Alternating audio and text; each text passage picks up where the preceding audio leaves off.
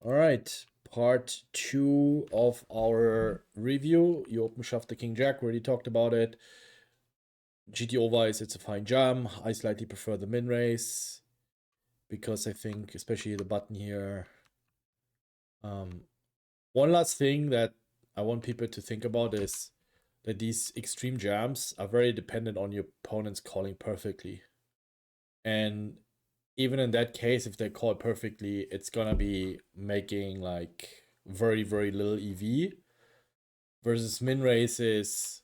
But like the thing is, if your opponent calls loser, you start losing a lot. And when I min raise and my opponents make mistakes, maybe they reshove to wide on me, I lose very little. And I think this is just something like not just in terms of the EVs you say, but also your future game. Again, it does not consider, let's say, if button calls pocket eights or ace queen, you know. Of course, your jam is going to be minus EV, but your jam is even going to be worse because of all the future game you're losing. So ICM is a lot more about logic, future game, final table strategy in terms of, okay, what stack do you have and how can you leverage that in the future?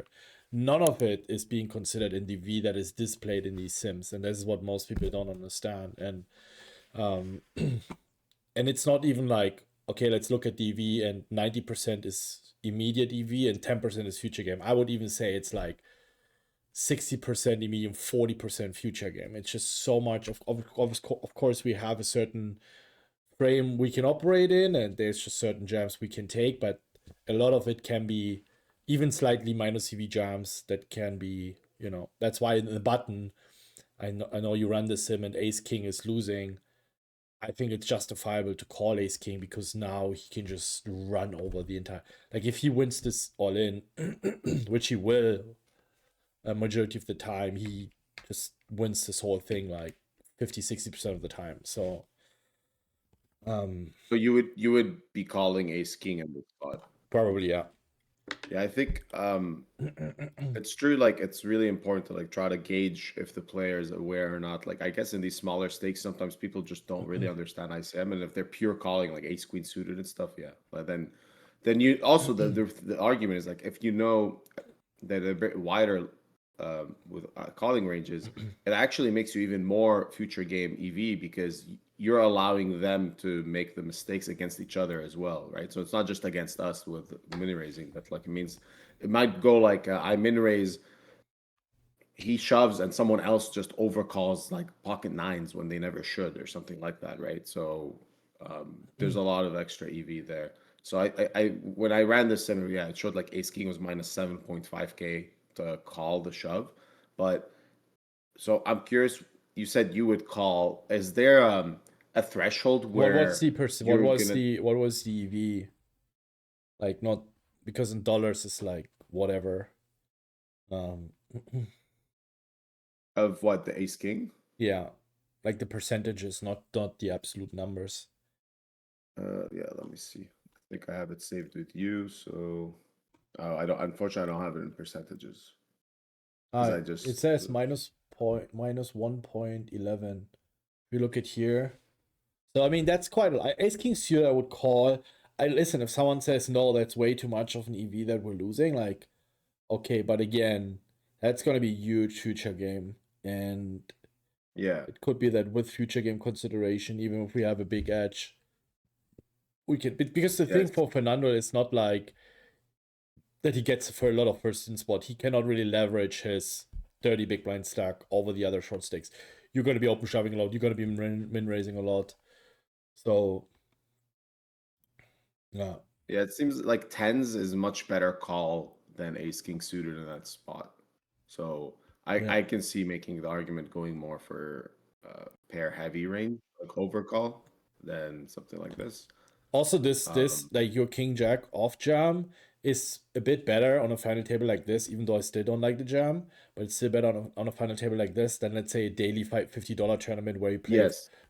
like you get so many loose ICM calls where people don't care. All they care is I want to be Yeah. first because I don't care if I cash 700 or 500 or $1,200.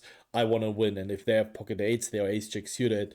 They call it off, and And that's also where I see people complain, oh, these guys don't understand ICM. Well, you idiot, you don't understand how people play, and you have not really learned real poker. That's why you should sign up for Raise Your Edge. But this is a different story. No, but that's Yeah. serious. It's the same, the people that complain about their GTO bluffs in random casinos where they don't care if they have which kicker they have. They call you down with top pair and you keep bluffing into them. It's like, that's ridiculous. Yeah, it's Um, true. And yeah, this was a 4-day tournament, so like people played for so long. So yeah, I think every decision even is like compounded. And I think everyone at this final table had like 4-minute time bank. So that's like another thing. Like the guy's yeah, gonna start thinking, and then the more he thinks, probably all the doubts come in and like, oh, I should fold. yeah, So yeah, don't try this at home, basically. yeah. I mean, then a couple of standard hands, Jack 9, King Queen CD3 jams, King Queen off open jams. Then it's interesting. The next hand is where you have Queen 6 off, big blind versus button. Um, I guess you considered three betting small, or is it just Yeah. I was just thinking like I definitely don't want to defend, and I was thinking like between 3-bet and fold. And in general, like I know that this guy is a mid stakes regular, like very aware of dynamics and stuff. And I really felt like he's. I mean, it's a bit of a like a, I would say a punt to open wide into chip leader in a spot where I can really like take put a lot of pressure on him. Um, and I know that he's probably gonna have sometimes like open shoves. I really expected actually ace queen to just be an open shove here. So yeah, I was a bit surprised to see in the replay that he has ace queen. yeah. Um, I think he should be, but like maybe is he trying to maybe like min raise fold if it goes three way? I can see that. No, but he Um, wants to induce. I mean, do you think he's gonna raise forward? no. No. I think he was definitely going for a raise call, but I don't really see the benefit of him doubling up here to make ace queen O that wide of an induce, because he stays in the same exact position But technically. Like there's if no he doubles extreme up here, short stick. It's not like there's a four big blind. There's a big difference if you have 16 versus 10 big blinds or 16 versus 3 or 4 big blinds. It's gonna take a couple of orbits until someone might bust or someone blinds out. There's no, I would call it an extreme ICM. There is a heavy ICM situation on him. Of course, he should be relatively tight, but not as tight as uh, to open shove. I mean, I'm not against open shoving ace queen. I think it's fine as well. And both have their upsides and downsides. You know, if you feel very, very confident playing this post flop. By the way, I also disagree with you. I think Queen 6 off should be a call here. Because it's obviously your hand is bad, but you have, for you, it's almost a chippy V situation. Even if yeah, you play and I against a can lead tight a range. lot. Yeah. Mhm. You can just on so many boards, like the moment it's not a Broadway board, or like even if it's a 10-9-5 kind of board, he already starts checking back. So Yeah, it's not about you hitting flop something, it's you just for very, very cheap just seeing four cards. Basically, so much. He's gonna check back so many flops, you can lead so many flops, he's gonna check back so many turns. So you essentially very often investing, or he bets flop, checks back turn. So you essentially, if he bets, usually it's gonna be a big blind or 1.5 big blind on the flop. You're investing 2.5 big blinds um to see five cards. You know, it's like that's how you have to see it, and I think we want to defend really, really wide, even with really bad hands here. Um, and people play very, very honest, and you can bluff a lot. You can still hit a hand, and yeah, I I, found so one. I'm curious what you think of this. So I was trying to think of how he constructs like min raise range versus open shove versus yeah, mostly min raise versus open shove range.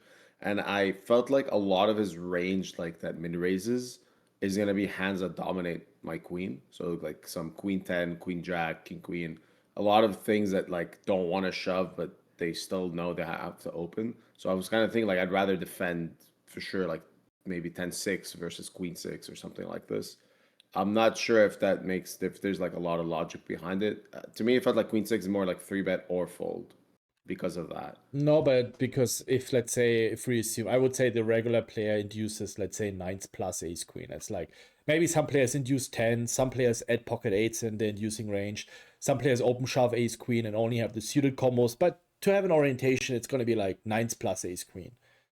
Having the queen already as an immediate overcard is so much better than 10-6. Like, also, you are going to be more dominated by his jack 10 offs, queen 10 offs, king 10 offs. I actually feel more confident. It's better to have a queen 6 because he's also going to have more king x in his bluffing range. Like a king 9 off, a king 10 off, right? He's not going to open queen 8 off or queen 9 off here. So he's going to have more offsuited king x combos, which you have 2 live cards against. Versus, for example, that's why the queen 6 off is equally good as offsuited king x hands. The queen x hand has the added benefit. It's going to be less dominated by his. For example, if you have king 5 off, he's going to have more suited king x, but also offsuited king x hands. But then on the flip side, you have one more overcard against queen. So it's kind of equalized. So that's why I don't think there's a big difference whether you have queen 6 off or king 4 off here. Okay. So yeah, definitely. It's so much better to make good top pairs or like top pairs in general with this deck size, which with 10-6 off is just because of the 10 high card happening a lot less. And it's very crappy. And how are you adjusting if you, let's say this guy is not a regular, just like a tight player? How do you adjust your defending range? Let's say if you feel like there's a lot less bluff opens here, just mostly like value heavy, like 90% of his range is mostly value, 95 even. If it's like one of those players, are you just extremely overfolding, or actually you're gonna try to punish it by over defending and just like bluffing a lot of unfavorable runouts?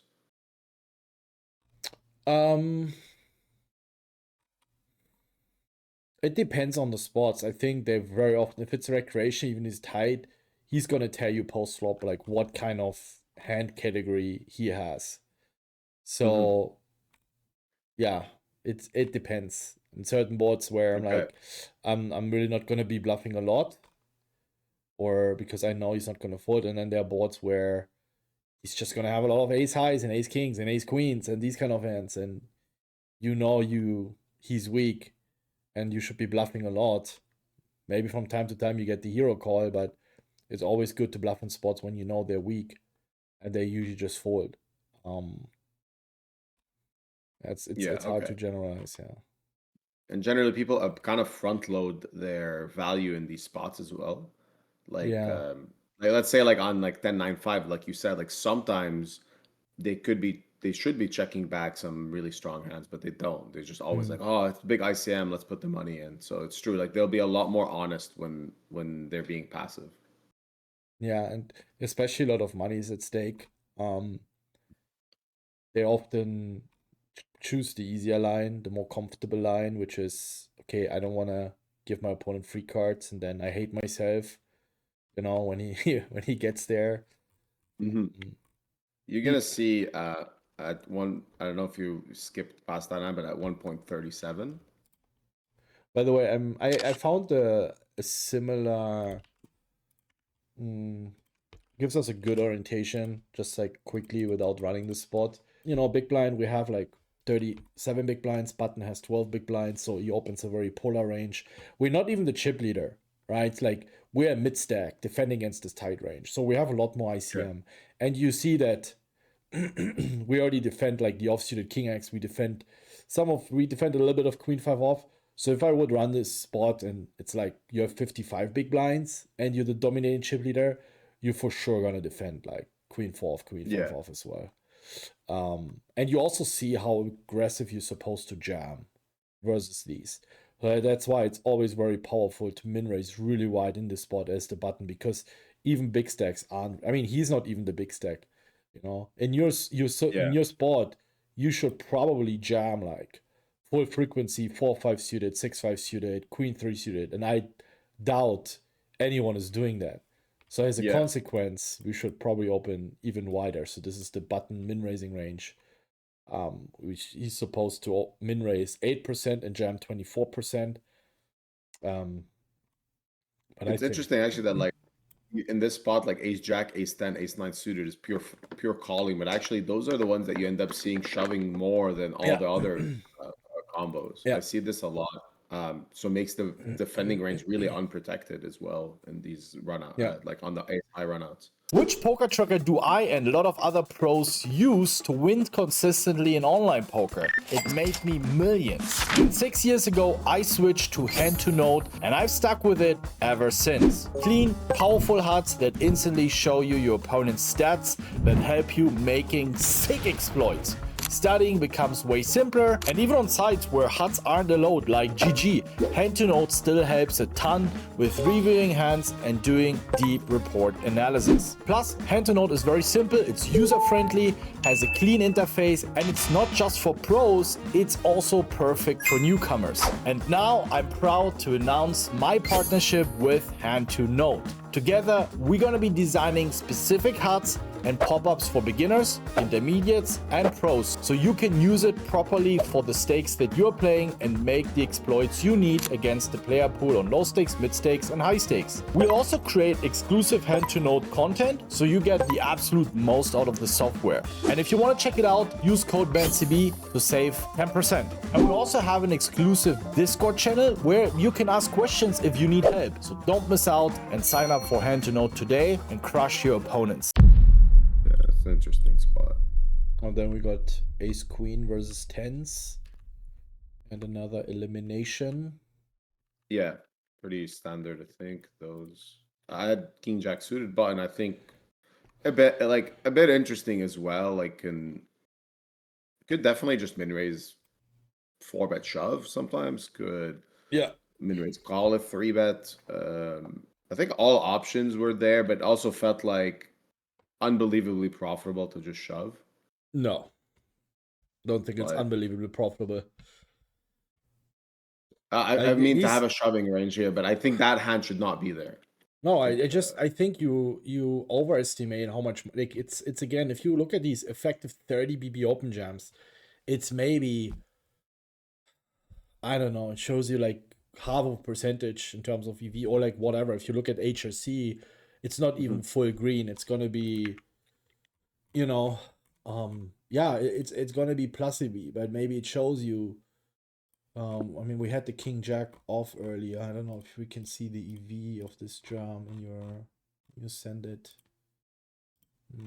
No, I didn't have it showing EV. I think you showed the. But it's very often the case. So you have to be very careful with the wording because the words you choose are also the things you believe. And I want you to, like, for me, I don't have a shoving range because small blind cannot really jam a lot here. It's just for him. And even if he risks so much, and again, I don't think people are shoving wide here, especially on a big final table. So it already benefits your min raising range. And if you think someone is aggressive, if you think, oh, he's 3-betting a lot, well, you have the perfect hand to 4-bet jam.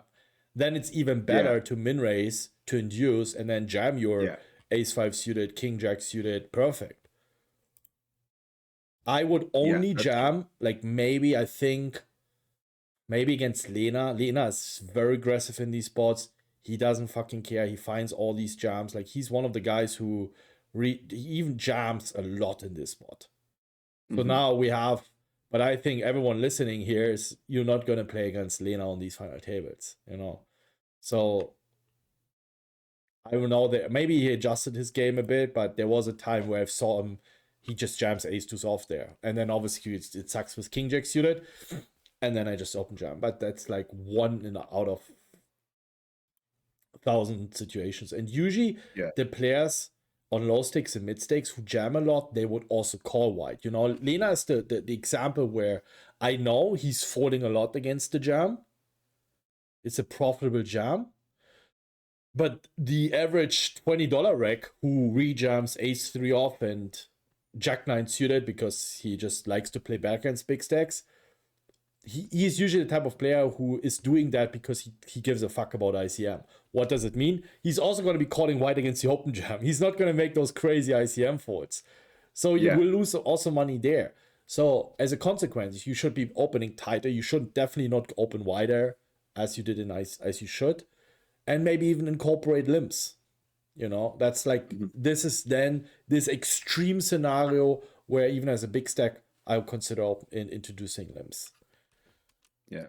Yeah, I totally agree. I think this was like a big mistake just because I'm missing out on a lot of EV from just like being able to like letting big blind also see a flop with a lot of dominated hands and stuff. Like there's just Yeah. a lot of reasons for me to just min raise. Yeah. I probably got a bit too carried away with like open shoving because just I felt like it's gonna work too much, but it's not the best scenario for sure. Like I mean, now with the stacks, I don't mind you loosening up. I mean, even the 7-9 off, but if the guy, like, you know, in this spot for pocket threes, it's the dream scenario. Half your stack is in the middle. You know, you're going to open, even if you don't go as wide as 7-9 off, they can probably assume, okay, you're going to open king 8 off. You're going to open jack 9 off. You're going to open queen 3 suited. Like, folding pocket threes there is just absolutely crazy to me. Yeah, then, he took a while to, I think.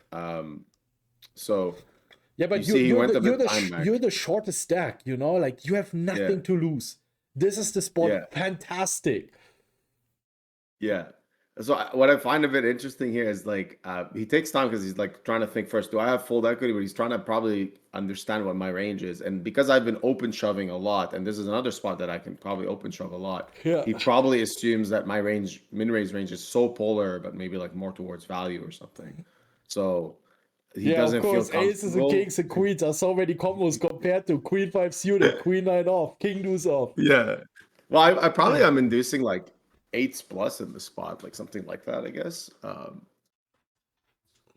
Yeah, like it's still like I agree, but I think the crazier thing is not his fault; it's the big blind fault. Absolutely insane. I mean, yeah, that's what I mean. That's why I don't like these open shoves because they're all gonna be mostly playing tighter versus the min raise. Then, yeah, if you remember, we had in the part 1 there was an open I did against this guy's big blind. And we were discussing like how wide he should be defending, and I told you like this guy's just like he was playing really scared and tight. Yeah. And then it started becoming more apparent now because now he sees like he's in third and chips and stuff. He's like, I mean, this overfold is insane. Like this 8 suited, so it just blew my mind. I didn't even think he would fold that ever. Yeah. But it just makes the opening a lot more important, I guess, in his big blind. I mean, the king is exactly the same, right? Like the next hand that you open jam, I don't like it. For the same reason. Yeah. This king queen off is very similar to the other king jack O. Like they have like similar properties, but let's say the king jack suited is just like a huge punt in my opinion. Like like you said, like I should just pure min raise. Yeah. Here, like I think it's very similar to king jack O spot, but still min raising is gonna perform better for sure. Interesting defend with the 5-3 suited. Yeah. So that would be, hold on. So, I mean, I came in with a bit of like information on that guy. I just really felt like he's really very scared to put in money. And when I saw this hand, I saw what he folded. I mean, it really confirmed. I could not believe that this is a fold he made. I just like them. I thought there's like an RFID glitch or something, you know, like there's no way he folds pocket 10s in the spot, but he did, and it just blew my mind. So, you know, when you see the 5-3 suited defend, at first you're like, but then let's say if it's confirmed with this read, it's like I should probably defend like flat everything in a small blind against this guy because he's playing way too scared post flop. Yeah, I mean, if let's say with this, like if I see this hand and how he is, but I think you didn't know that he's to that extreme level. No, I think this is still an overadjustment. I think this is, I mean, I don't mind from the big blind. I don't mind from the button. I don't mind 4-5 suited though. Like, the thing though is there's really a big difference between the 4 and the 3 because his range is very ace high heavy. Just having the chance to make a straight from 5 and higher, like with the 6, 7, 8, but with 5-3 you're really dependent on the wheel straights, and it's just less likely because he's gonna be opening so much ace-x. So there's gonna be bit of a drop in terms of EV, whether you have 4-5 or 5-3. So I like it though that you understand that's exactly not just because he's super tight, but you understand that he's just so fucked on so many boards. Like it's literally, I don't want to say it doesn't matter which hand you have, but because I see people even like big stacks folding like crazy, folding ridiculous hands here because his range is so tight. But even his tight, let's say 10s plus and ace queen plus range, and then he has some jack 10 suited and pocket sevens that he's raised folding with, even those gonna miss. And even if he makes a pair, he just can't bet it because he has to have a very strong hand to get the money in post flop. That allows you to play ridiculous hands out of position because your equity utilization is just so much higher. But this fold is crazy. Are you leading flop ever? No. Yeah, okay. I felt it like might be. We just started working and expanding our ICM post flop library. There's a lot of spots leading. Could be. I think just like min betting even. Yeah. Like quarter and stuff. I think like probably like maybe like Jack 7-7 probably can just become a lot more leads. But I don't know if there's that much difference. I think there is a decent difference between 8 and 7, but he's still not opening like ace-8 suited in this spot. Yeah, but he might not even have 10-9 suited, and you have, and 10-9 Yeah. suited is so much better on Jack 8-8 than Jack 7-7. And I think you gonna have more 8x. You for sure gonna have ace-8, king-8 suited. He's not gonna have king-8 suited. Yeah. But I don't even think he has ace-8. That's the thing. So like maybe I should be just leading range here. yeah, Not range. Well, yeah, actually, probably. Like, yeah. so many runouts, he's kind of just screwed. I mean, that's something the next hand with the ace-3 off. Like, do you think he's gonna have raise folds here? Like, do you think he's gonna have bluffs here? Like in terms of No. he's not opening ace-10 off. He's not opening king jack off. He's not opening king queen off. He's not opening. No, king jack. No. Like if he has like a raise fold, it'll be like ace jack. Okay. The way he was playing, and one thing I noticed from the day before I played against him is that when he kind of got a bit of chips, he crazy tightened up, and when he was a bit shorter, he would just kind of go for like I would say like the obvious spots, but mostly like just reshoving hands he should because like there was a couple of hands because we played a lot of pots against them against each other, and one hand he just like kind of sucked out against me or something. He like I can tell after he sucked out against me, he just reshipped king jack suited big blind versus cutoff for like 17 bigs, but it was like FT bubble ish. After that, when he had a lot of chips, he's supposed to widen up his range. He had a perfect spot to open really wide, but I literally didn't see him like VPip a single hand out of like 50. It was just unbelievable. And I think it's because he got chips, he got comfortable. He's like, I just want to make the FT. And that's just something that is hard for me to measure, but it's something that I kind of like keep an eye out, like, okay, who's playing wide and who's not. And he wasn't playing anything. So it made me feel like this is the type of player that kind of panics a bit under pressure when he has a good spot. So here he has, he's tied for third. He has a lot, like, not a lot of chips, but for him, it's a lot of chips, and he can make 20K just by waiting for the short stacks to bust. I really felt like his range is going to be super, super tight here. And trust me, I was like twitching, like I was shaking to 3-bet ace-3-0 here. Like I want to, but I was like, no, this guy just doesn't have bluffs. Yeah, okay. I mean, and he just lost a pot last hand too. I think this kind of like the human element kind of comes into play. Like he just opened, tank folded the turn. I'm like, ooh, he made like a big fold. I guess he folded ace queen, and then when you see in the replay, he just folded like a 100% pure call hand, right? Yeah. So I just felt like it's very unlikely he's gonna widen up his range here, especially opening into a short stack. Yeah. All right. We then have the king jack suited that you open jumped again. I think we talked about this already enough that I think you just play it's the same hand, yeah. Min raise only 30. Wow, the next hand, 4s jam, 6s calls, and he folds queens. Yes. That's crazy. Dude, this was crazy. Even when he was tanking, I recorded my video and I remember saying, like, I literally said, like, this guy is gonna fold queens here. I know it. And then I see the replay. I'm like, oh no. Wow, It's crazy.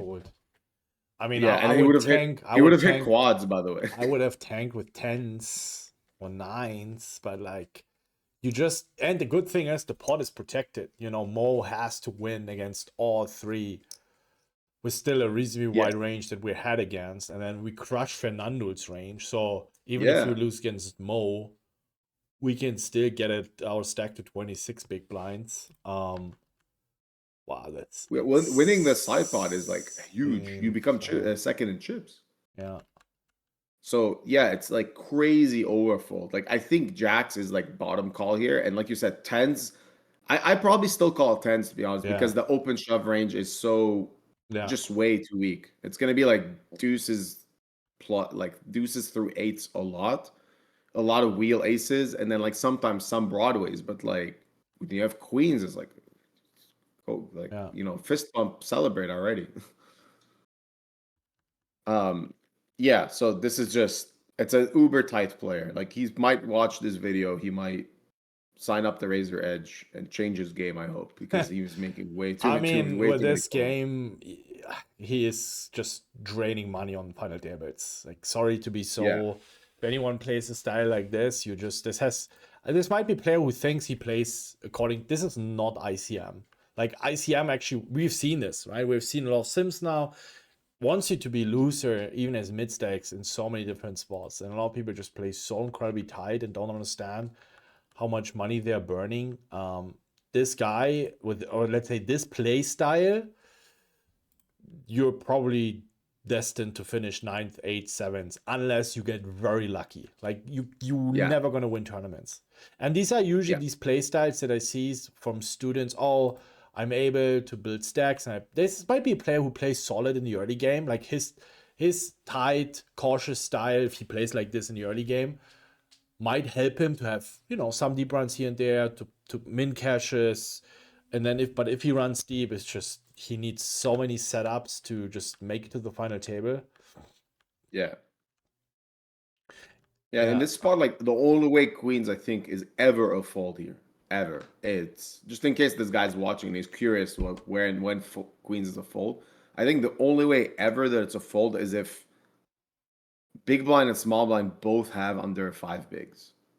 I can't think of any. No, I don't think. I mean, technically, even not then. Not in this scenario, no matter what the stacks are behind, because you now have. I mean, it has to be maybe a spot where it's like 3 stacks below have like 1 big blind or something. Like it has to be. Yeah, like something crazy. Yeah. Absolutely extreme. Yeah, but just because where you ladder by folding. Yeah. Right? It's true. Yeah. They have to have like you said, like 3 BBs and under, where like just by folding they're gonna bust in the next 2 hands, and then you just make like plus 20k. So that's the only way. Yeah. I mean, he also only has these amount of chips because he just gets so many good hands. He gets queens again. And this ace queen jam, I don't think this is a good jam against him, to be honest. The way he played. So wait, let me get there. It's just 1, 2 or 3 hands after. What? Sorry, when is it? 15305. 5305 timestamp. Okay. Yeah, he's probably just maybe gonna have the occasional ace jack, but even then, like I would just flat this.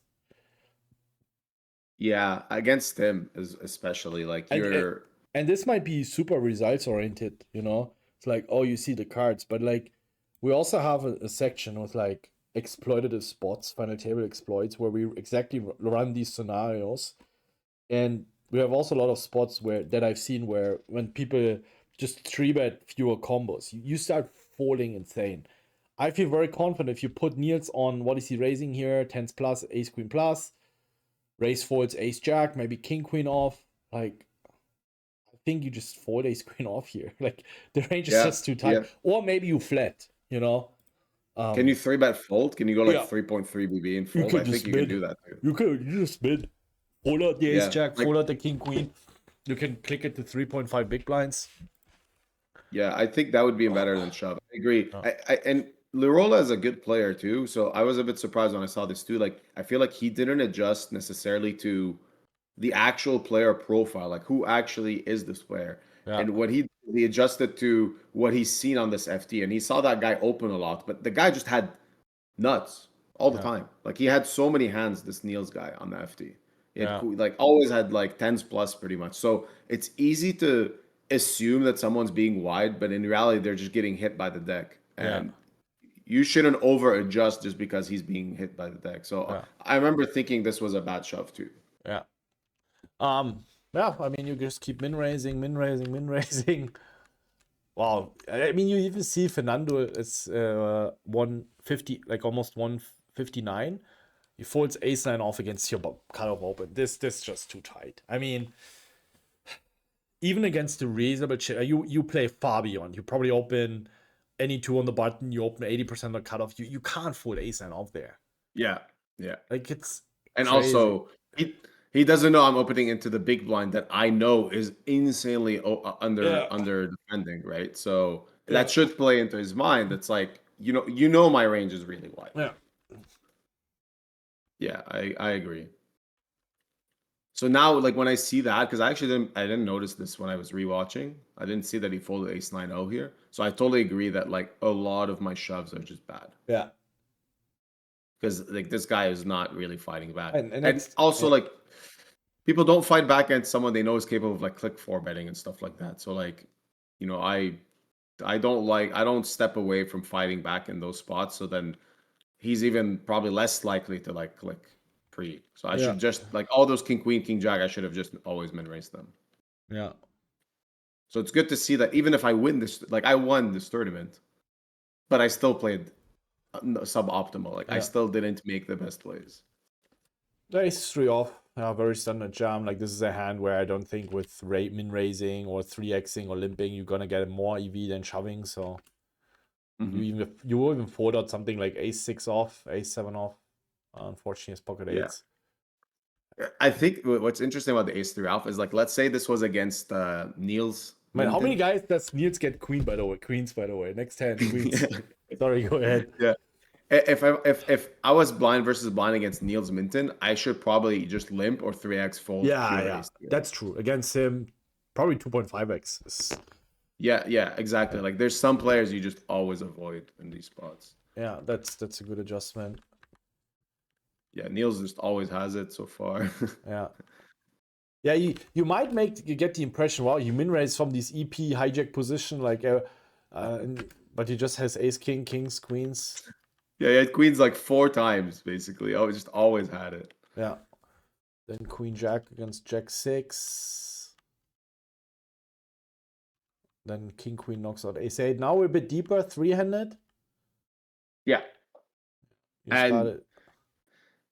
This was interesting. So once we got 3-handed right away, I remember thinking pre-FT, like when we were 9-handed, I'm like, man, I really hope I don't get like 3-handed against these guys, because I respected these guys the most. I think they're both really solid and capable players. So it wasn't like a very ideal spot to be in, but still like covering them both in decent spot. I knew this was going to be like a tough 3-handed matchup, and I had to adjust a bit. Like it's easy for me to keep being too wide after I was opening super wide, right? But like it's super important, like 300, like, okay, I can't start opening like 70% buttons like I was before, because everything's changed now. Like these guys, they're not as like ICM crippled anymore. Like we're playing for all the money now. So just like I'm saying this as a little note to whoever's watching, like you have to really change gears in the right situation. There's no more ICM pressure, no more short stack. We're all playing for glory, and it's all like good players that have been in these spots. These guys have both won the Sunday Million in the last 6 months. They know how to play 3-handed and short-handed. Yeah. 9-6 off. Yeah, I think lots of different ways. Can go for check raise on the flop. Can go for bet. You can check call float. You can check fold. I think all options are okay. Turn, check, and then you bluff river. I guess you put him on a lot of king eyes, queen eyes. That's why you bluff. Yeah, also I with the 9 of spades, just felt like I do unblock a lot of like queen 9, jack 9 backdoor type of hand, flush draw, backdoor hands that are just going to be auto folds, and then just a lot of king highs for sure. There's a lot of folds I find in general, and think that my hand has nice properties to bluff. Like I wouldn't like it as much with like if I have, let's say, yeah, like 9 of hearts or something like that. But my line in general, like I'm probably gonna value bet a 7 on a river, to be honest. Yeah, I will. Yeah. So I have quite a lot of value bets here. Did you make a deal, by the Probably way? anything better than Or 7. oh no, deal canceled. Nobody No, won. so I canceled the deal. I offered and then I saw the numbers and then I took 3 minutes. Yeah, this was actually a bit interesting. So I I wanted to deal initially, but then I kind of went for glory mode in my head. During that 3 minute break, I was just thinking like heavily, like, how do I feel? How's the final table been? I felt like I wasn't really played back at too much, and that these guys were, even though they are experienced and they've played really well in the past, it still feels like it's a lot of money for them. And I felt like I'm gonna have an edge in this situation, that I can still put pressure and I can still play quite well against them. So Yeah. I changed my mind about making a deal. I did say in chat like, oh, I honestly I would need more money and they're not gonna offer it, so I don't even want to waste time. Also, I covered by 2x both of them, and I felt like I have 50% of chips in play.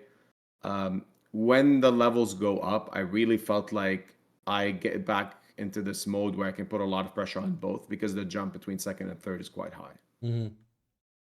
And it wasn't a very top heavy structure. So that means they're going to have to respect ICM more.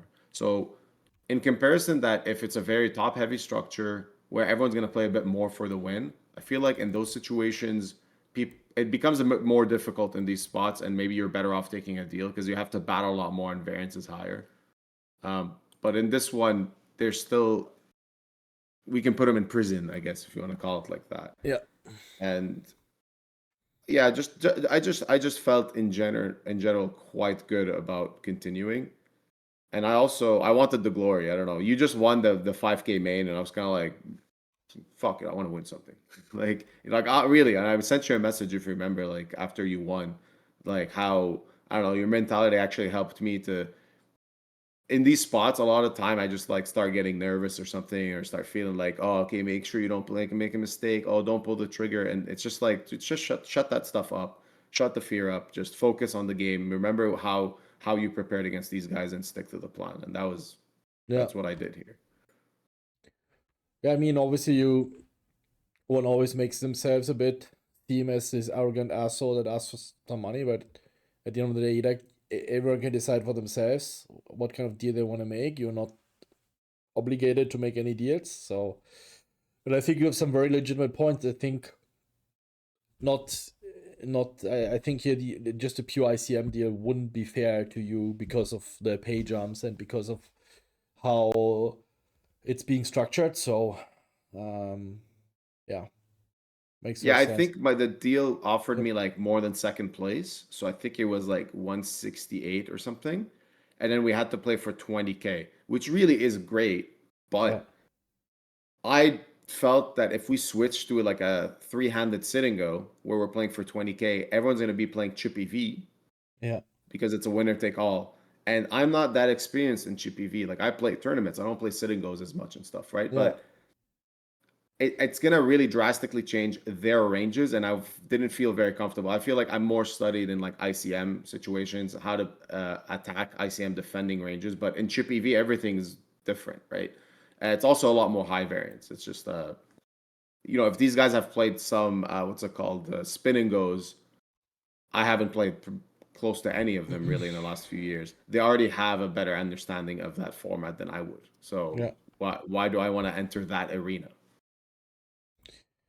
All right, the ace-10 suited here was Jack 9. It's very interesting. Yeah, Where very interesting. I don't understand why he would give this up on the river when, Mhm. like, if you bet this turn, like, the thing is, what people, for me, I have a very easy rule of thumb. If I'm never ready to bluff the river, and I have a hand that is a very good check back hand that can improve, can still be ahead, like, here the Jack 9, it's like Fernando's gonna have a lot of steps. Like, he can step 9-8 off, like maybe 9-8 off, 9 in diamonds, 7-8 off, 7 in diamonds, you know, something like this. And then the king, and then he just has a 0 equity hand. Like, so Fernando's going to be betting very polarized. He's going to be betting like very strong draws, like ace 10 in diamonds. He's going to bet queen X, 2 pair sets. And I think he would even check something like 9-8 in diamonds, like weak draws where you don't want to face a raise.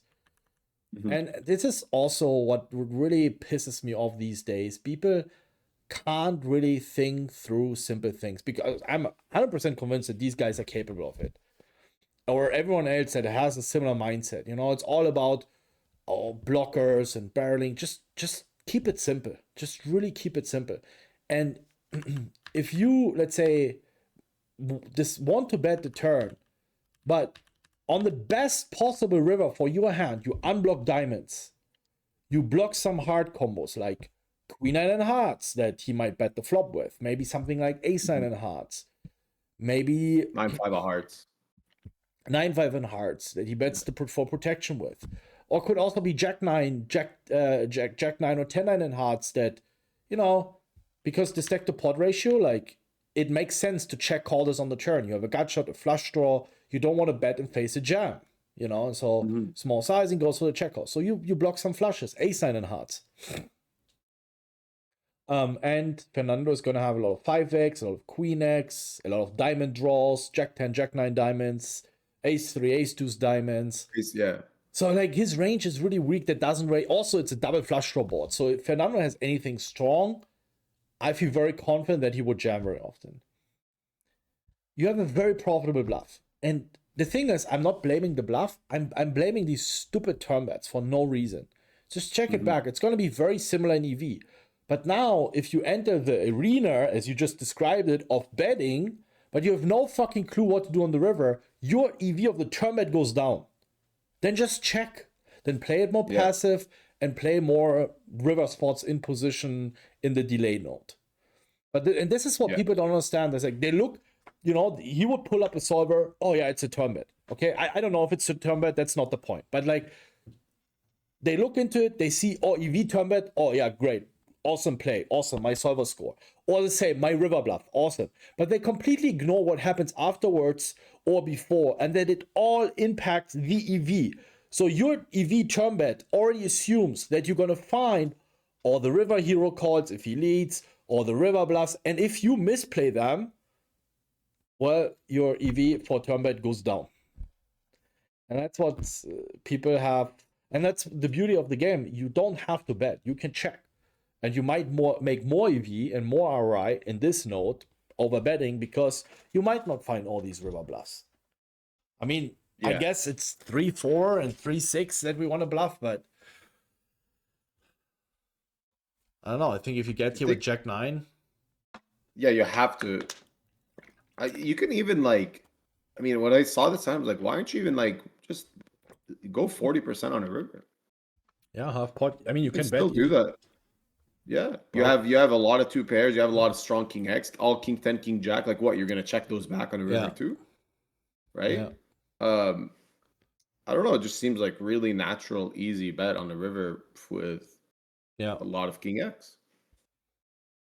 To 3-5, well, I was 3-4, 3-6 and hearts get there. You have the offsuited combos, and yeah, I don't know. You can value bet any king. You have some backdoor flushes as well. I don't know. Just seems very. And you don't have to go all in, right? You just again bet half pot, 9 BB, 10 BB. If it goes wrong, you're down to 14 BB. If it goes right, you have 43 BB.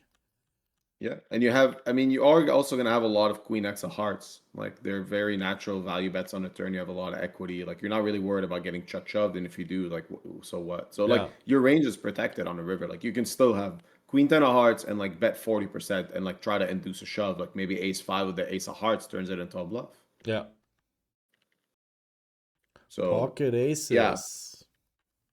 Really bad give up. No, at least you got a call, got a c-bet. Jack 6 off against 5-3 in diamonds. Yeah, I wasn't. Yeah, this was maybe this guy falls into the same boat of you know, why bet the turn if you're not gonna bet the river? But why here? No, I just mean I wasn't sure about giving up river, but I just felt like I think I have to give up river. I don't like Yeah. having jack of diamonds because I just block a lot of like the auto folds on river. Felt like he could have a lot of ace X that just auto fold river, but I mean his range is relatively still protected. Like he can still have some weak king X, he can have all queen X, 10X, and they're just never gonna fold river. So if I'm gonna bet the river, like I think it would have to be pretty polar. Yeah, but you have a very bad hand to bluff. Like just because you bet the turn doesn't mean you have to always bluff, you know. Yeah. Just Yeah, exactly. it's like you block everything like the jack tens, the queen jacks, jack threes, like you really want him to have those kind of hands, you know, and once he calls the turn, it's very often gonna be queen, sort of gonna be king. Yeah. I think I would only bluff if the diamond gets there. Like I want to, let's say the 5 of diamonds. And then we just jam, but you also have to be very careful. Like I don't think a lot of people pay attention to it. I mean, actually you're not betting that big. Because that's also a very reliable tell is with these shallow stacks or effective stacks, a lot of people don't really like betting flush draws because when you face a raise, usually the money goes in like, but he has 30 BB behind. But maybe if he's 8 BB behind, he can now start jamming hands. And then you're being pushed off your equity with your flush draw. So I really like to, when you pay attention that it's a spot, let's say the diamond gets there and you have a bluff catcher, is he really going to have so many flushes? You know what I mean? I think a lot of people are extremely polarized and they have all these one diamond blockers, and then the flush gets there and they bluff all of them. It's also very easy to overbluff, and especially if you are not going for those thin value jams with like weak top pair when the backdoor flush gets there. These spots are sometimes massively crazy overbluffed. But well. So how would you so on a lot of brick rivers, you would bluff the combo a lot, but No, only because you when the said you diamond. bluff diamonds. Yeah, only when the diamond gets there. I wouldn't bluff now Okay. if there's the 7 in clubs. Just think. Okay. If I have, let's say, this jack in clubs, I would bluff bricks, right? Because then he can have. I mean, he could potentially check call jack 8 and diamonds on the turn. Let you bluff your 9 deuce in hearts or your jack deuce in hearts or whatever. Yeah. And like he did limp off a short stack, so there's actually not that many 3x in his range that like I can easily punish on the only river. the suited ones, right? Like 10-3 suited, Yeah. 5-3, 4-3, Yeah. jack 3 suited. It's only the suited combos. Exactly. And then if he has, let's say, I mean, he doesn't really have a lot of under pairs to begin with either. Yeah. He's not limping like pocket 4s, 5s, and stuff there. Yeah. Yeah, so that's why I give up. I just actually couldn't think of enough folds. Yeah. The 10-3, like this is something you have to be very careful now with three-handed. He has 30 BB in position on you. I think this is too loose. Again, especially against someone who's probably now gonna be a bit more playing back. And defending reasonably well. I guess you're looking up a sim for the spot, and I am too, because it's a bit interesting. I get, yeah, maybe if the third guy was shorter, then I can kind of get away with murder a bit more and open much wider. But I guess because he's not that short, he's still. If he had like 12 bigs, I would assume I can open much more. Or was it more for you like you open these hands sometimes? Yeah, I'm not like full opening them full frequency. It's definitely like was more of a bit of a frequency thing. Like I also the way when I refused the deal, I kept in mind who I thought was respecting ISM more, and I felt like Fernando was the one at this table so far for what I've seen. He's the one that played back the least, didn't really do much where I felt like he's willing to kind of like battle in some high ICM situations. And I wanted to kind of attack him more than MO. Actually felt like MO was the one that's more likely to kind of like punt or step way out of line in some situations. Yeah. So I mean, it was this my is, game plan to yeah, attack him. yeah. It's So not like, I think it's bad. Just you have to be very careful. mhm. Because you should probably also in this spot have a decent amount of open jams and like a lot of crap, like queen 5 off, queen 3 suit. And the thing is, you're probably going to be limping those and raising those. So you're definitely playing an extremely exploitative strategy, which can work, which can be good, right? That's what I'm just saying. Your style here from the small blind is definitely very easy attackable. Just you can just click it back to 7 big blinds, 8 big blinds, and you just have so many hands that really can't do anything unless you're fucking maniac and you click it back, you know. Because usually in these spots when you're three-handed and let's say you have 50 big blinds, the big blind has those 20 to 30 big blinds, and you have another 12, 13, 14, 15 big blind stack. You probably want to play every single hand. You can VPip any 2 cards, but you have to jam like probably 50% of your hands. And I can see this like being very similar here, where you just can't really call a lot, especially in a flat payout structure. There's a lot of opens here with like different sizes though, right? So you're saying we can just have some shoves. Do you have any sim that like I feel like the trying to remember. I remember some sims where like the only shoves here that we really have is something like ace deuce o, deuces and threes, and then like Let me check. jack 8. I remember it was like something like jack 8 or something. 10 8 9 8 suited like make it in sometimes, but Yeah, let me just check. We actually have a lot of three-handed sims. I remember this pretty well because I was reviewing some, was it like a 5K Titans that I played three-handed, and I was actually not sure how to play it. And then I had another one on GG, and then we took one. I expected this guy to really over call and under 3-bet as bluff.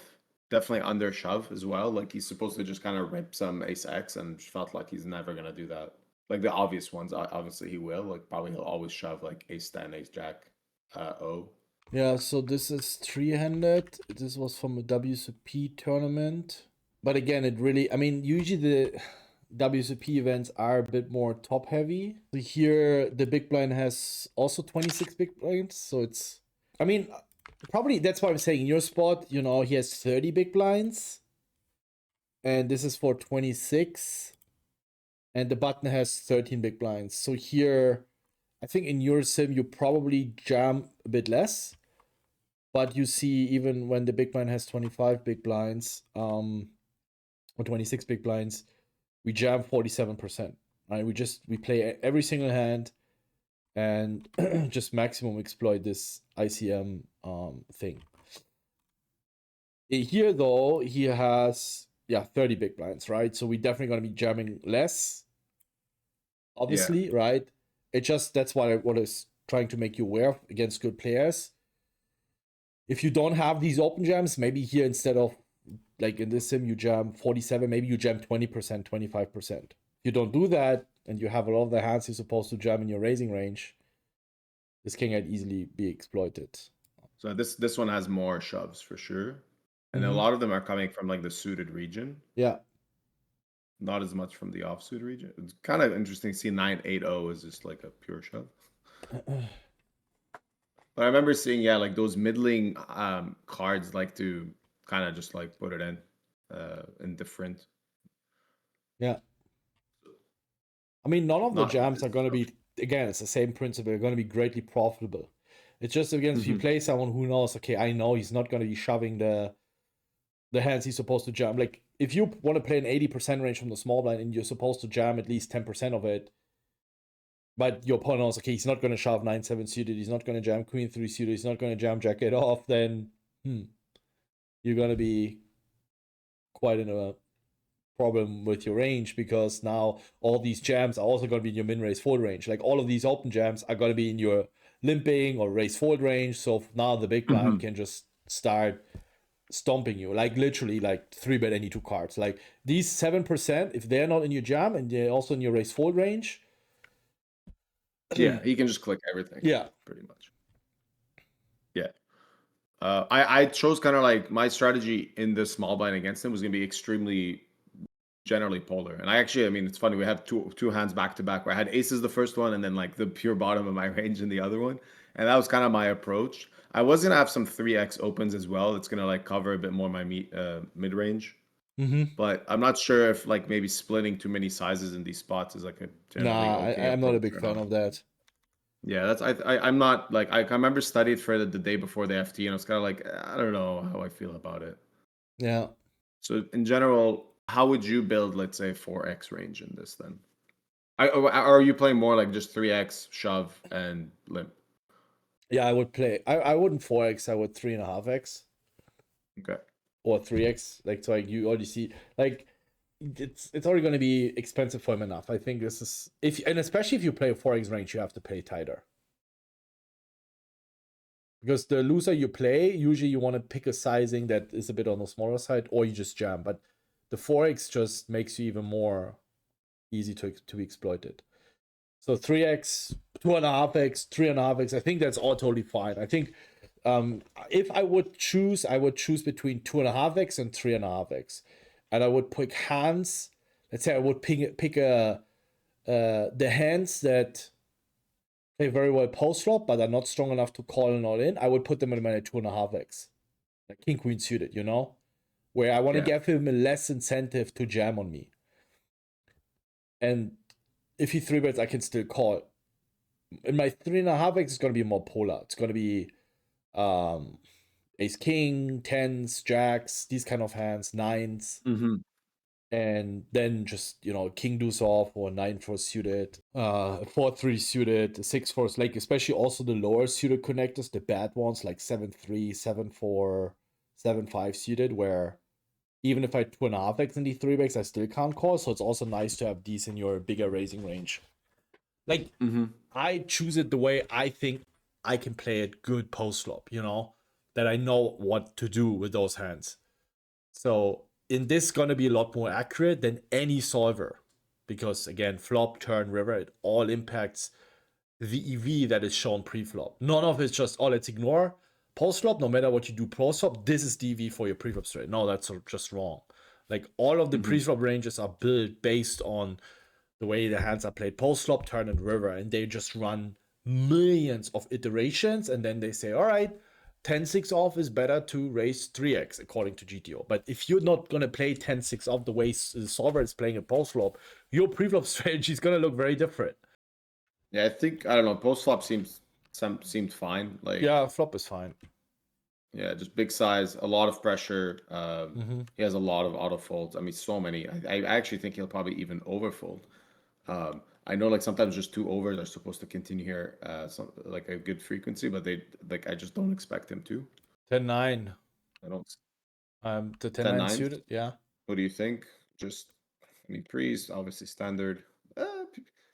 Yeah, pretty standard. Yeah, it's probably also a hand that wants to jam in the solver ward, but we've seen makes no sense when people are not. Yeah, I was thinking of that. Yeah. Like, oh, it's cool to just shove it, but like, why? Like, it's like not that great. Yeah. I think post flop is somewhat standard. River is like maybe, I'm not sure. I'm curious if you would choose any other sizes bluff here, or if you're barreling turn, for example. I didn't really. It's a capable and sticky opponent, so I kind of actually expected a decent amount of check shoves on the turn. I definitely will have a lot of But rivers. which hand is he check shoving with on the turn? So I'm not gonna think about specific hands. I'm just gonna think in general about how this guy plays. I play with him a decent amount. It's a Ukrainian reg, and a lot of the Ukrainian guys, I don't know if you play a lot against them on ACR, they love punishing over barrels. and they have a very high check raise in general in comparison to pretty much anyone in the world. I don't know why they do that a lot. Like it must be something they've like some exploit they've developed. But I've seen in general, like I'm talking about like a population tendency. There's a lot of them that come from the same like poker school and stuff from Ukraine. They check shove a lot of times just like any 3x or 4x in these spots. If they think someone's over barreling hands, they shouldn't. So in this spot, it felt like I definitely have a lot of natural over barrels on the turn, and it's obviously I think a lot of like hearts are gonna check shove. Was expecting a lot of 4x to also check shove. But why would he check shove 4x on the turn and not on the flop? Or check raise it on the flop? I don't know. It seems to me. I mean, the thing is, I think bet is fine, check is fine. You just should have your reasons. But just because some Ukrainians on ACR like to check raise turns, I mean, this is a very unique situation here. I'm not a big fan of taking reads that you might have seen on a different side from opponent you don't know, just because this is a very specific read. This is to me, Yeah. seems a bit. Oh no, but seems a bit I mean, wild. if it's this player, no, it's not just his player profile and like player population of Ukraine tendency, whatever. It's just also how this guy plays. Very, very aggressive, very creative. I've But seen him do a lot of he on folded pocket previous FP. threes earlier against you open, where he has the easiest. Like this is literally like the easiest exploit, and he's not taking it as a short stack. Like I don't know. Yeah, yeah. I mean, I think that spot is like kind of relatively whatever. Like it's understandable to see how he folded threes with 8 bigs in a spot where he might not think he has enough fold equity. Other than that hand, like he's played the FT very solid, I think. And I based my decisions a lot on what I've seen him do in the 109 million that he won. And I can show you my notes on him, I guess, if you want. I'm just gonna send it to you.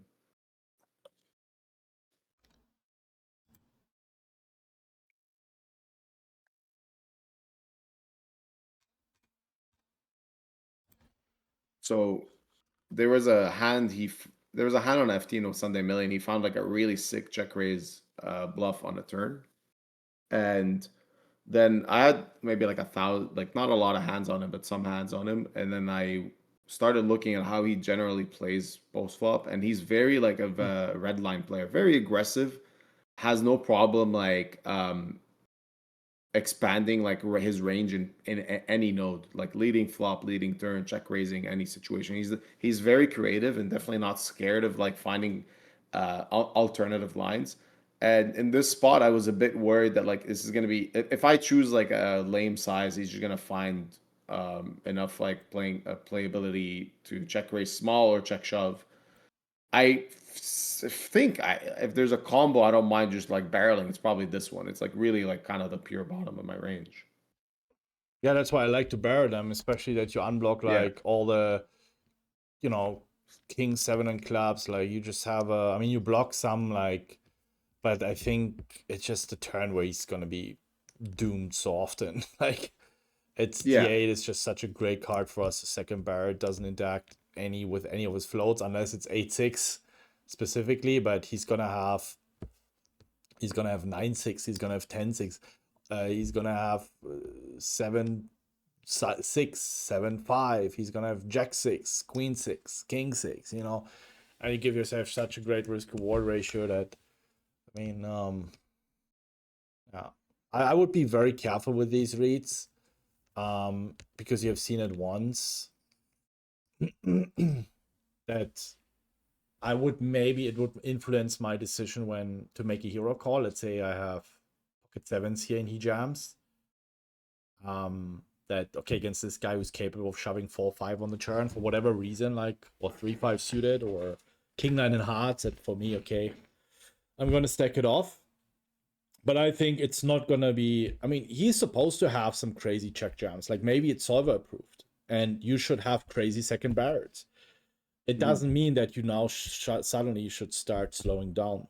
So Okay. yeah, just these are very extreme reads, and like I want to see at least a decent sample, unless good turn call, a good river call by him.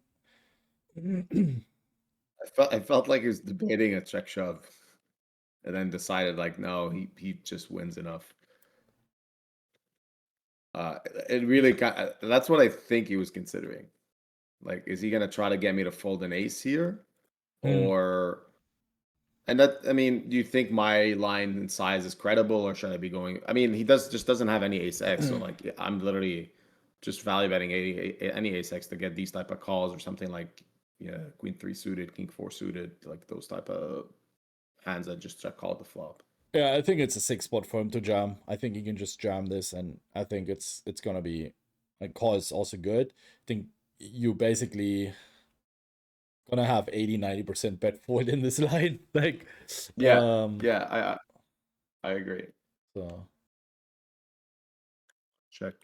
I thought a lot of these like high equity hands want to just kind of like start putting it in, but I could be very wrong. it's just a draw. I mean, you're very often just gonna be getting it in with ICM with a straight draw. So you just want to check call. You can check raise like 9. You can say 6-8. I would check raise very often. But Yeah, not that queen makes more 10. sense actually. Like, I think those should be check raising more. Like the one he actually doesn't have should be check raising. The one that he has should be check raising more. So I'm just gonna try to find some similar sim. Yeah, I see it. I was always expecting the shortest stack in these spots to first play some. I don't think there's much leading, but might be a very small amount of leads on the flop. I don't know. I mean, like we can depict this hand forever. I think we have to move on a bit, otherwise. Yeah, we'll just move it's- on. Yeah. I just want to. I'm just gonna check really quick if he does. How does he react with like a lot of his 5x on the flop? Like if it's just check raising, check calling. And no, you're right. A lot of them are just pure calling. It's more like the 6. It's the 4x. Like any pair and draw is always gonna fast play basically. So Yeah. like 5-4, 6-3, 6-4. Yeah, you want to have a 5-3, all. pair. You want to have a pair, and then you're flipping. If you have like 3-5, you're flipping against tens. You know, you get money from ace kings, ace queens that will call a raise. So Yeah. Okay, yeah. So too much equity with a 5 to check raise. Like it only shows basically like very few 5x combos that like would do anything. Like Jack 5 suited, and that's about it. Everything else is just check calling. So okay, you're right. I thought it'd be a bit more, but I was wrong. But like you said, 6x does show up a bit more. yeah, the thing is also you don't have a lot of good hands on this board. I mean, the occasional 4, 5, 6 suited, and the 4 like you just have pair. You're never really gonna have a lot of 2 pairs. You're never really gonna have a lot of sets. Yeah, exactly. Just not really good board for you. The only reason why we can have some raises and shit is because we also miss a lot. You know, you're gonna have 9-8 off, Jack 9 off. Like we just have so much air on this board as well. Yeah. Okay. Think the next hand is the big blind. I just 2-barrel at my 5 for value. You do Not what? sure. When I have 8-5-0. Yeah, no, I don't like the turn bet. I mean, Yeah, I think it's too greedy / that's too thin. greedy. If you have maybe if you have a better 5 where you are ahead against all the. And also here, you know, that's why you have to be. I mean, he check calls ace 10 on the turn. Does not necessarily. He might find some crazy, but now if he's not. Like, to me, this is a clear value raise. Especially against your Yeah. sizing. Like, your sizing is always like a 7, a 5, maybe like 10-3 in clubs. Or, I mean, you still have 10-8, 10-6, 10-9. Yeah, I was surprised to see him just check all that as well. I think after that, it's pretty standard hand. Blind versus blind, king 9 and king jack. Yeah. Oh, you chop it Yeah, up now on the that- river. Yeah, pretty nice run out. Wow, he checks back 2 pair in the next hand on the flop. That's crazy. Yeah, he was like I said, like very creative, interesting player, and I had to really definitely be using all my brain against any hand against him. Like, there's no way you can just like expect that you can kind of sit back and relax a bit against this guy because he really, really was a difficult player. Yeah. Ace 8. Check call, lead turn. I mean, it's probably something you would never see in a solver, right? So now that's Yeah, also the thing. What a lot of people they just learn a bit the solver, but you know what are you gonna do now? Like you're gonna be in a node that the solvers never wants you to be in, and you gotta adjust. You're gonna still make. I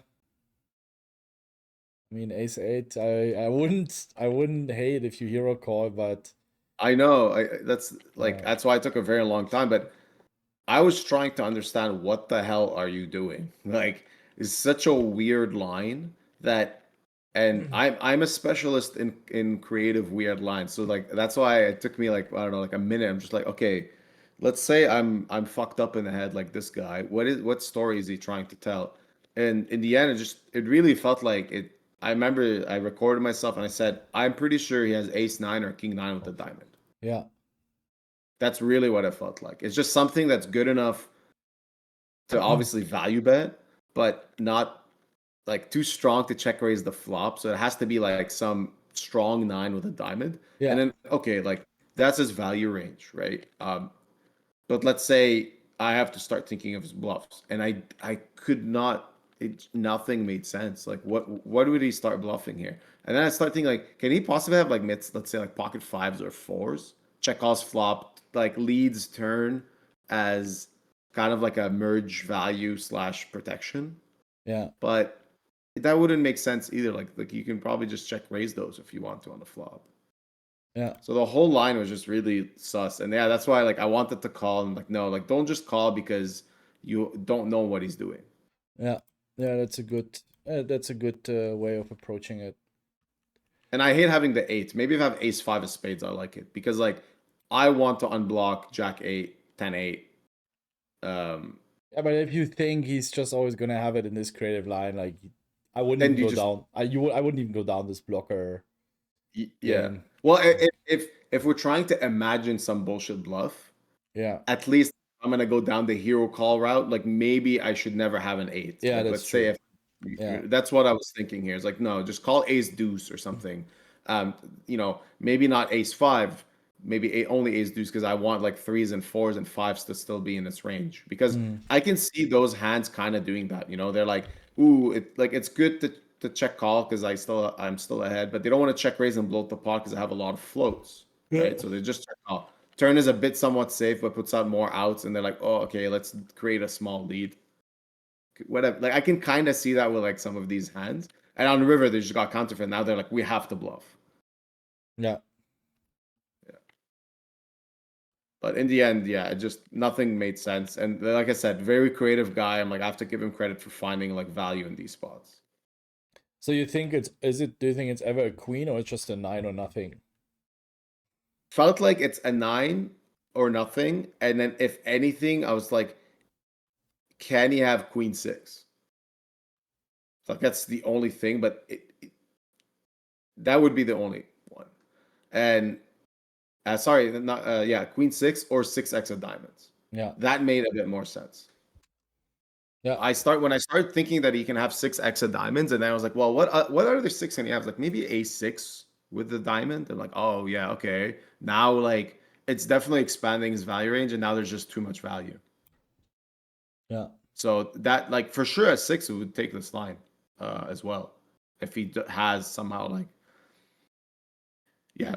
I mean, a6 with the ace of diamonds is very possible. Like even a6 with the 6 of diamonds, I feel like sometimes people are gonna continue on the flop against basically min bet. So it added way too much value, and counting combos just really simple in this spot. There's just like not enough bluffs. Then ace 8 off versus jacks. There's the king's hand, but I guess it's pretty standard. I just went for big size on the flop. Yeah, there was nothing really. But the 7-5 suited, I guess I open button, check back flop. Yeah, there's like maybe you can bluff the river, but I mean he's also gonna have give ups, so I think it's fine. Yeah. Yeah, it was a bit interesting. I don't think he ever has a 6 in his range, so like it's not like I want to get that to fold or a better 5. Yeah. Like he's not gonna have king 5 or whatever, king 6 or any strong 6 that's gonna go with this line because I still have some check back 10s, I have traps, I have 8s, 7s, 9s a lot as well. Yeah. So I felt like my hand is definitely good enough on the river. Curious what you think about flop check back. Do you think like the EV if checking is a bit better here? Yeah, no, it's gonna be almost the same. Betting and checking doesn't matter. Yeah, I think it's kind of cool to protect our range as well. When we want to have more flushes in our range, more maybe backdoor straights or obviously trips. It's like I see a lot of people always like see bet this type of hand. They're like, oh, high equity, we should always bet. But I don't mind having a bit more of a creative like check back range in these spots. Yeah, again, I think it's more important. Do you feel comfortable playing this hand more in the check back node or in the betting node? You know, and then this is what is going to determine your EV. And then the big hand. Yeah, so I'm curious what you think of this spot from his point of view. I think if he thinks you're too crazy here, I would just call. I mean, the reason why he jams is because he thinks you're bluff 3 betting too much, queen deuce off, king 3 off, you know, all these kind of hands. But I don't know. Do you think pre he should always open ace 8-0? Maybe you either jam or limp or limp. Yeah, well, so we're pretty close in chips. So I'm curious how, unlike the other sim that we saw, like how we can open and just shove and stuff, right? This is a bit different because we're very close in chips. I actually thought he should have a lot of limps more than opens in these spots. Because there's still a good like sure there's a bit of pressure on me, but like if I win a big pot, I'm basically gonna win this tournament like 80% of the time. So I don't think he's incentivized to really bloat the pot too much out of position against like a stack that can still defend a lot and play post flop a lot. I mean, you raised the 10-3 off earlier, and we saw how wide you can open. So yeah, but I had a lot more chips in comparison to second in that. Yeah, but he still covers you by 7 big blinds. I mean, it's not going to be that extreme, but he can definitely open reasonably wide. But is it? Do you think it's as wide as the? I don't think it's as wide as what it was before. It's going to be tighter for sure. It's going to be tighter. Yeah. And so then I'm curious, what do you like? I thought ace, like some of these middling ace 8 just go pure in like limp call instead of open get in range. And I'm not sure like if that's like a over adjustment from my point of view or not. But I just found the sim very similar to this. So I'm curious. Yeah, like ace 8-0. I would limp ace 8 off, not because what I think the solver does. Again, I feel very comfortable knowing what to do when facing a raise. If I have ace 3 suited, I would feel way more comfortable raising it and then jamming over 3-bet. If I have ace 10, I feel very confident playing this in a raise node. If I have jack 10 suited, I would raise and call a 3-bet. If I have, let's say, queen 9 off, I'm more incentivized to limp because I'm going to defend against the raise. And then I would have very bad hands that are just limp fold, something like queen deuce off, jack 4 off, etc. So just trying to keep it simple, man. Like this is my approach for 10 years. And all of the hands that I have pre-flop, I always know what to do. And it's also very often close to what the solver wants to do. And then if you're off with your frequency, if you play 70% instead of the 65% you're supposed to play, who cares? That's not going to determine whether you're going to have a crushing ROI or a break even. So yeah, I like your approach. Actually like how those hands are easy. Well, what is he supposed to play? How wide is he supposed to play? So I'll send it to you one sec. So he's actually supposed to have in a very similar situation where he starts down with 40 bigs and I have 32. So very similar. And third in chips has 18. He's actually supposed to have 40% limp. So, and ace-8 actually goes into just limping a lot, and ace-7. And then the raises are coming from ace-6, ace-5, ace-3, ace-deuce, which makes sense. Like, the suited ace-x, also the lower ones go into What about versus 3-bet? And against 3-bet, he's just supposed to fold ace-8 a large amount of time. And call. So he's supposed to, fold like 65% of the time, call 20%, and then 4-bet shove very like 10% of the time. Yeah, but even that means that basically all options have a very similar EV. Yeah, they do. Yeah, they're all. But if you're pure raising ace-8 and then you're always gonna 4-bet shove it, then you need to have a reason to do that. So if he thinks I'm click 3-betting, bluffing too much pre, I can see that, right? Like I totally get it. I think I don't necessarily blame him for really going for it, because I'm supposed to only 3-bet like 8% of the time in the spot, but like maybe I'll go up to like 11 or something like that. Maybe I'll choose king 4 and king 3 and those blockers, like not at a frequency, but like a full frequency time, full frequency mode. So I can see. I understand why he played it, but even in the note I sent you, like if you read it, like it just says like capable of punting pre. So I knew, like when I saw Jax here, like even I was recording myself, I'm just like, when I saw Jax and he opened, I'm like, oh, this is gonna decide the tournament. I knew for sure he's not gonna fold against my 3-bet. But I was surprised to see, I think if he has like ace-5 I'll probably be a bit more like, whatever. It's kind of okay. Yeah, I would also, if I think if you really want to be suited, because in case you're wrong, you at least have the flush draw. 4-5. Yeah, equity is pretty important there, and that, like this is basically.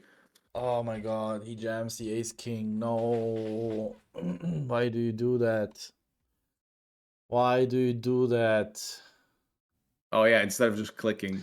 Yeah, because you're never gonna have a pocket pair. Yeah. Right? So that's true. You can have maybe a king deuce off, a king 3 off. You're never gonna have an ace as well, but I think here the V comes from you want to min click and you click it back, you're jack 3 off. I don't think you're gonna have a lot of jams, but you can just, this is where a lot of people really again have forgotten the good old art of putting your opponents on hands.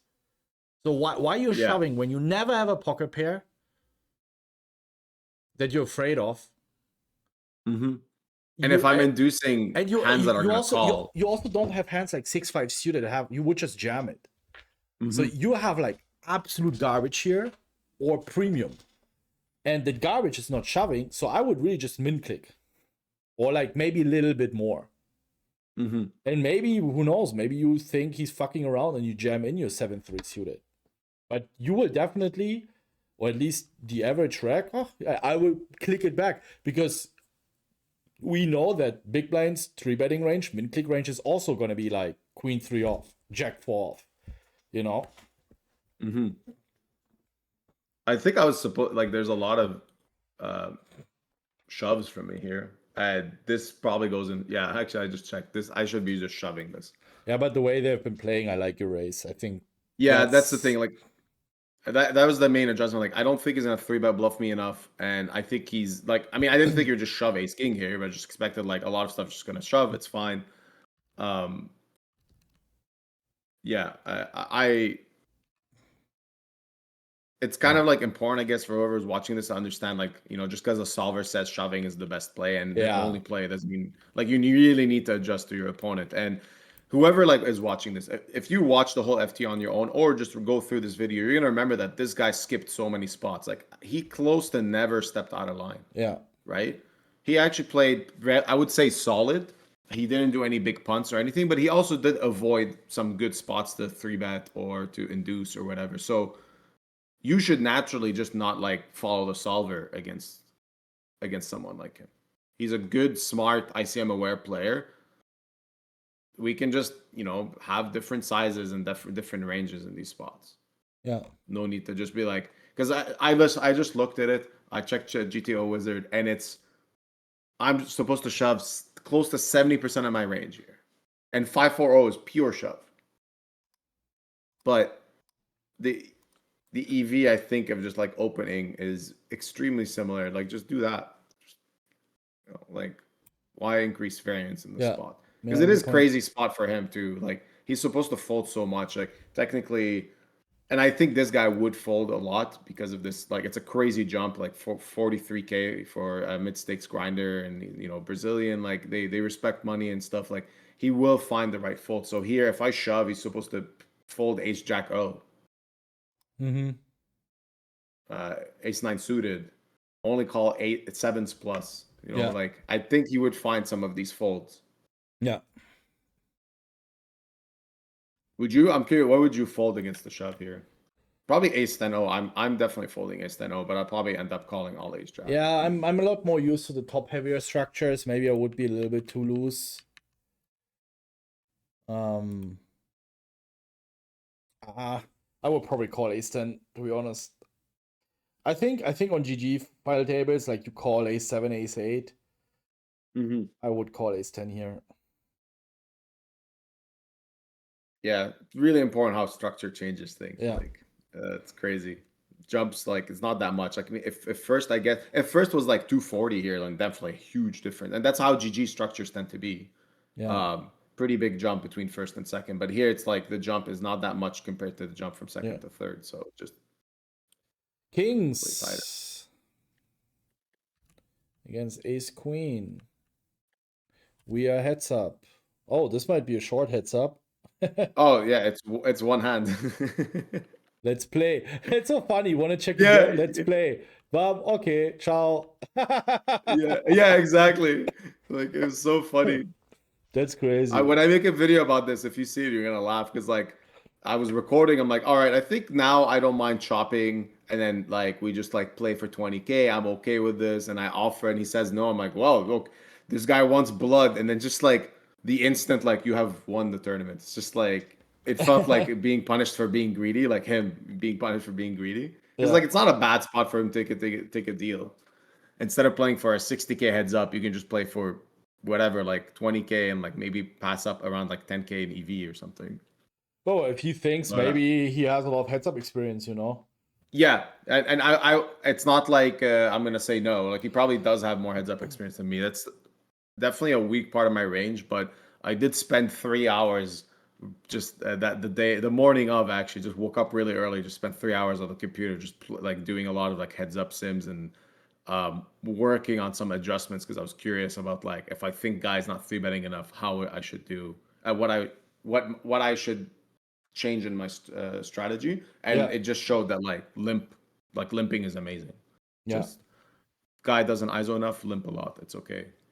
Yeah. Simplify, but your strategy play more post flop. So yeah, I was ready to battle, but I'm also very glad it lasted 1 second. Awesome. I think that was a great final table. I think you played it really good. I don't think there was like one single blunder. Just a lot of the open jams that can be optimized.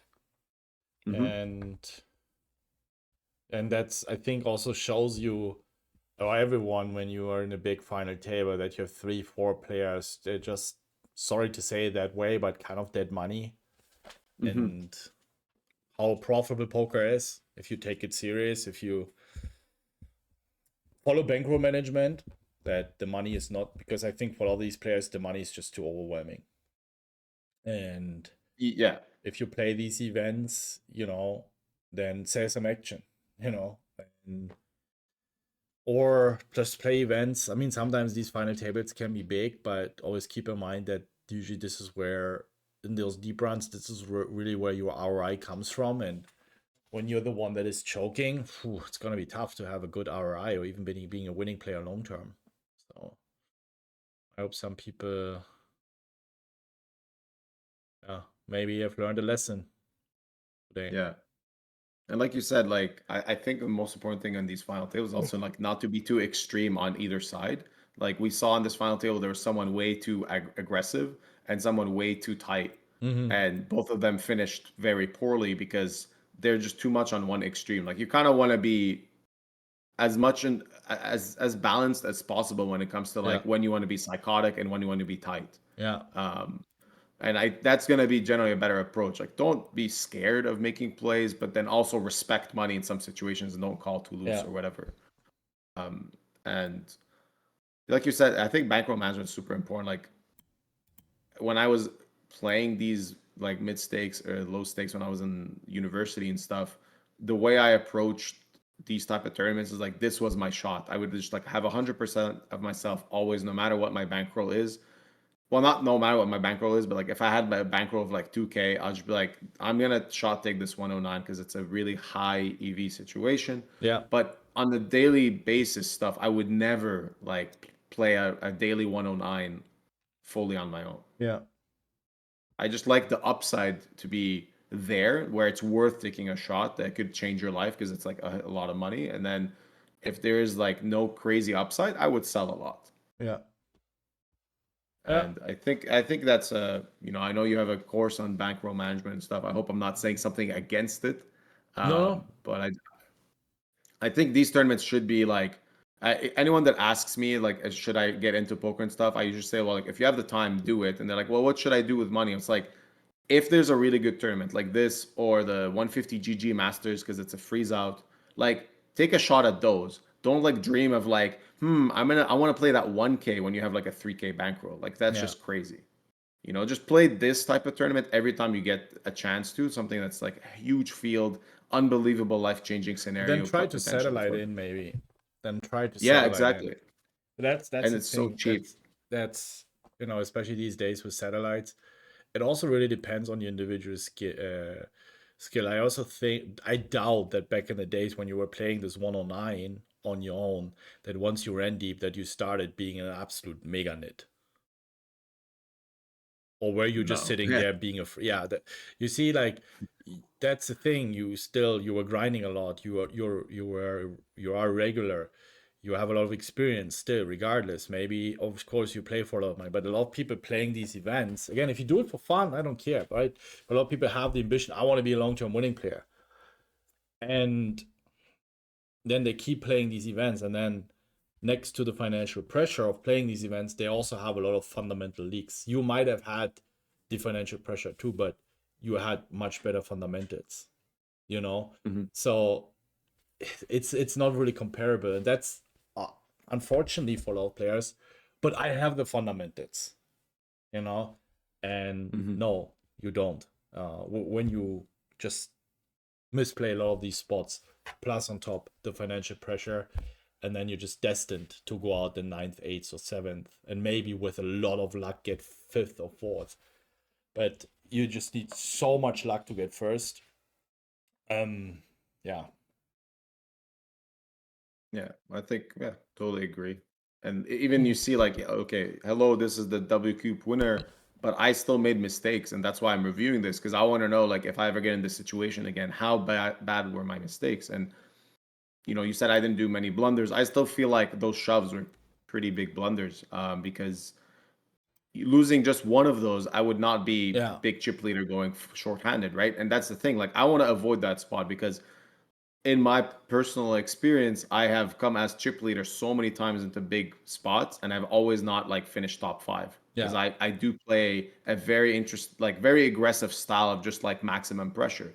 And even in my 10K FTs earlier this year, both times I was massive chip leader going into them, and both times I didn't even get top 3 because I was playing this style, just like the all-in maximum pressure. Someone wakes up with a hand, I'm like, oh shit, now I'm like mid-stack, right? I shouldn't approach it like this.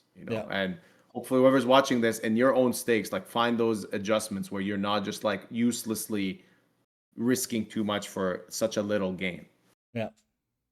And always respect the tournaments you play. I think you honestly, Ben, you have no idea how much your videos and like stories and stuff helped me but basically led to this win, because I don't play this tournament ever. And what happened is, the Sunday where I was playing the 10Ks, all the big ones. There was 10K GG, 10K stars. And I busted 2 bullets in the 10K WCOOP stars. And the second bullet, I kind of like a reg did something a bit crazy against me and got there, and I was tilted. I was actually like really tilted in my session. Like I can't believe he just put in 30 bigs on the flop, single raised pot with just like a weak draw or something like this. We were 80 bigs deep. And I was just like, what is this? Like, what is he doing? And I was about to click re-enter 10K because I was so tilted. And then it's just like, no. Like I literally got up from my seat, just walked around while I'm timing out some hands. I'm like, clear your head, don't be an idiot. Came back, sat down, like, I'm not gonna play the 10K. I think it's a bad field. And then I just saw this 109. And I was like, all right, you know what? Like, respect money. Play this 109. I still have a really good ROI in it. And I entered it. And the funny joke is the day one had ended. So, and I didn't know that. So I enter and it says like next hand is in like 14 hours. I'm like, oh my God. Okay. And I could have tilted more and entered the 10K because it was still running, and I still said no. Like, that's it. Leave this open, this table slot open. Keep playing 6 tables, focus, and then tomorrow try to do the best in this tournament. And then I just locked in on this tournament ever since. Yeah. And that's how you win these. You just respect the tournament itself. No matter what the buy is. Big score. Yeah. All right, everyone. Thanks a lot, Ben, by the way. My pleasure. It was a great one to review. And don't forget, wherever we're posting this, whether it's on my channel or your channel, to hit like and subscribe. And then see you guys soon.